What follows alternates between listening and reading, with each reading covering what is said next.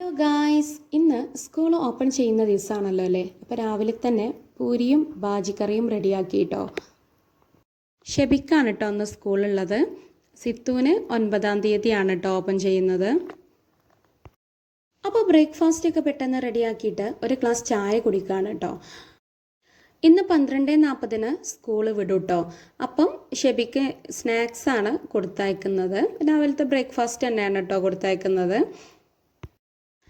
അപ്പോൾ അത് അവൻ്റെ സ്നാക്സ് ബോക്സിലാക്കുകയാണ് കേട്ടോ. അപ്പോൾ വെള്ളവും സ്നാക്കൊക്കെ റെഡിയാക്കി വെച്ചു കേട്ടോ.